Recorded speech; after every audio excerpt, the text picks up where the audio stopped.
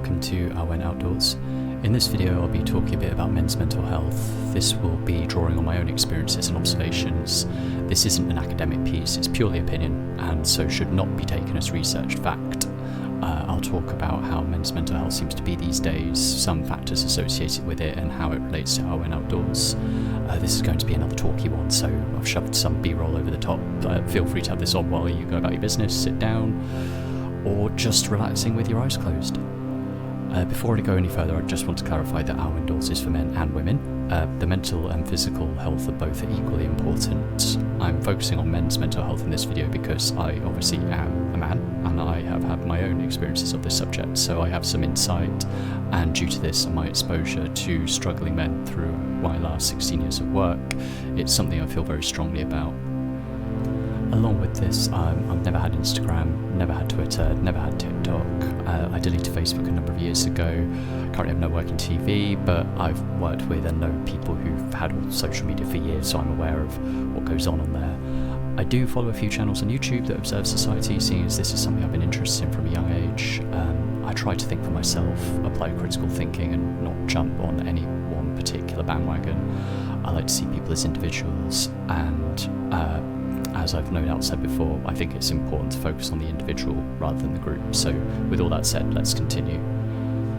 Suppose ask 10 different people what masculinity means and you'll get 10 different answers. Some will be positive, others not so much, some critical, some supportive, some nervous, some political. It seems no one can really agree what masculinity is anymore, nor if it's a good thing.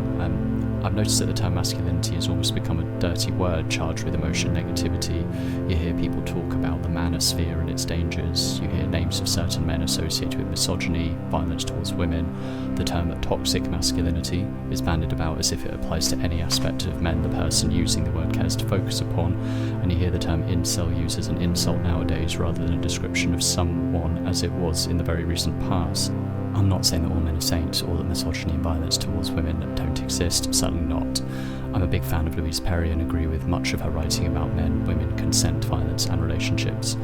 What I don't agree with is condemning men just for being born as men. The whole men are trash Instagram and TikTok attitude that seems to be accepted so much now that we have chart-topping artists basing entire albums around misandry. This is not right. This isn't equality or mutual respect. It's the pendulum swinging way too far the other way. Yes, women have had a rough deal, there can be no doubt about that. However, we should not meet hate with hate, anger with anger, poor behaviour with poor behaviour, questionable morals with questionable morals, and so on. It solves nothing and only creates more tension and division. As is a common theme in Awen Outdoors, the internet and social media especially have a lot to answer for. On the one hand, we have had truly great people out there speaking up for men, young men who are struggling, and on the other, as said already, we have had very dangerous people out there too. So what's changed? Once upon a time, men were the breadwinners, the providers. They had purpose based on what seemed to be achievable. Get married, buy a home, have children, be a father, husband, and security for your family.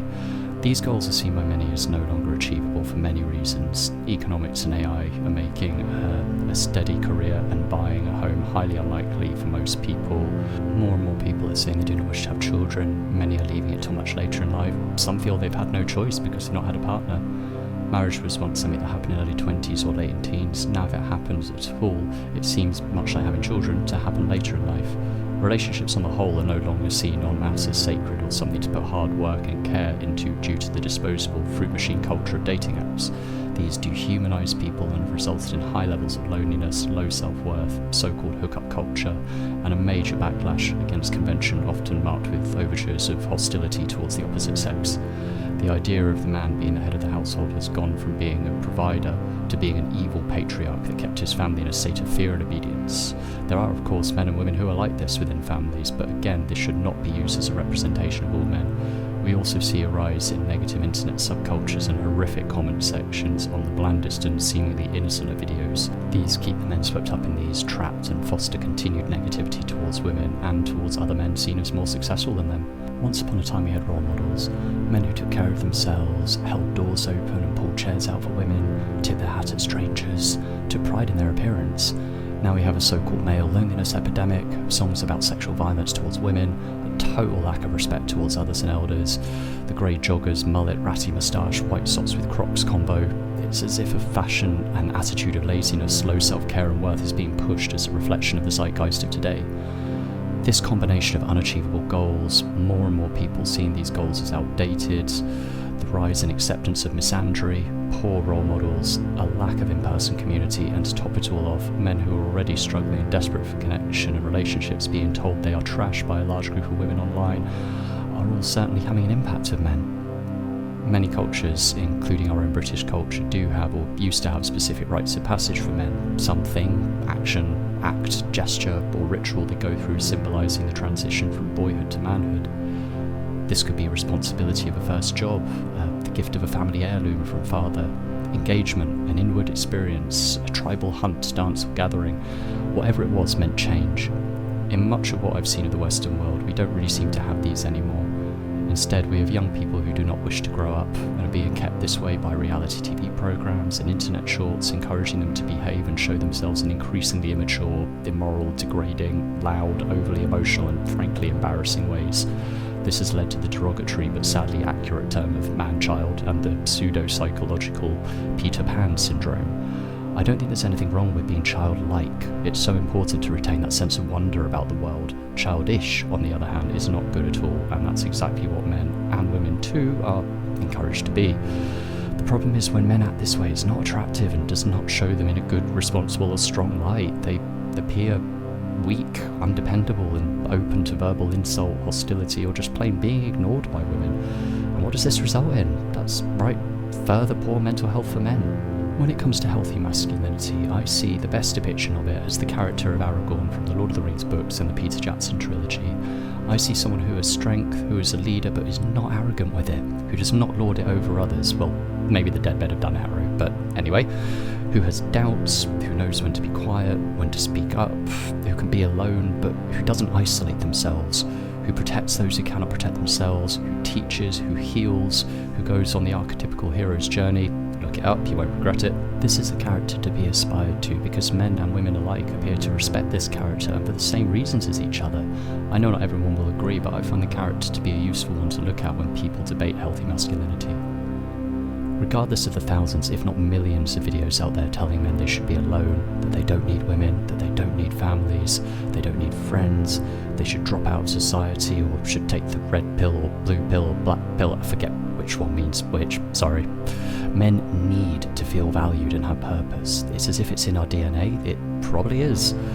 The way we live, which is described as modernity, has been around for like 0.00001% roughly of the time humanity as we know it has existed. We aren't going to get rid of that amount of evolution, genetics and biology all that quickly. We still have the unconscious desire to hunt, to create, to play, to test ourselves, to be part of a small community, to procreate, to have family and to raise children. We may not realise it, we may not say it, but those urges are there and those drives are there. Yes, there will be the outliers who are perfectly comfortable never ever having these things, and that is good as long as you can honestly say that that is your choice. That's the main thing. There have always been those comfortable outsiders in cultures. I'm also aware that there are those who are hurt, those who have been through awful experiences, making relationships seem terrifying, and that deserves its own video, and there are definitely some already out there. What I'm trying to say is I am not trying to oversimplify the men's mental health problem nor provide a quick and easy solution. There is not a one-size-fits-all fix for this, but there are for the most part common themes based around our genetics and minds as men that modernity just doesn't work with and tries to pretend don't exist or shouldn't exist anymore. I've had my own difficulties, but this video isn't about me, so I won't share them here, but I can say with full honesty that I can see how easy it is to fall into negativity, self-loathing, hatreds towards seemingly quote-unquote successful men and women, and to want to shut yourself away forever. My advice would be to listen to those urges, don't ignore them, but realise that they come from a place of despair and isolation. They do not and should not define you as a man. So how does all of this relate to Awen Outdoors? In Awen Outdoors, I do of course provide support, group walks and one-to-one walks for men and women to join in equally with. I also wish to offer specific men's walks, both group and one-to-one. Awen Outdoors aims to help people reconnect to the natural world that we are already a part of, that we forget for so many reasons. I feel that when men reconnect, we start to tap into that side of ourselves that modernity tries so hard to push down and condemn.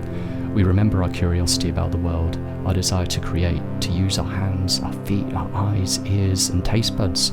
We start to be aware of threats, sounds, sights. We feel that urge to climb trees, to build a shelter, to start fires to cook on, or just sit by and tell stories. We start to tap into the here and now rather than be away from the moment with anxieties. We get away from the internet, social media and its unhealthy subcultures, comment sections and influencers just after your attention, likes, rage, sadness and money. Over time we start to gain a healthy respect for our own bodies, minds, our inner wildness and animal nature, our role as provider and protector. We learn self-respect, self-control and cultivate a gentle strength. I hope to run weekend getaways for men by collaborating with local groups and charities so that we have time to connect as brothers and share our stories of what it is like to be or try to be a man in this day and age and all that is seemingly against us, and so process it in a healthy and constructive way. I hope that these walks, one-to-ones and retreats help us to manage our mental health and help each other to be the good men we are capable of being. If anyone is interested in the service, then please do use the email address at the end of this video to get in touch and we can arrange a call or time to meet for a discussion. Thank you to everyone who has listened this far. Please do email if you wish to be added to the mailing list. Leave a like, comment, subscribe and all that gubbins. And as always, keep going.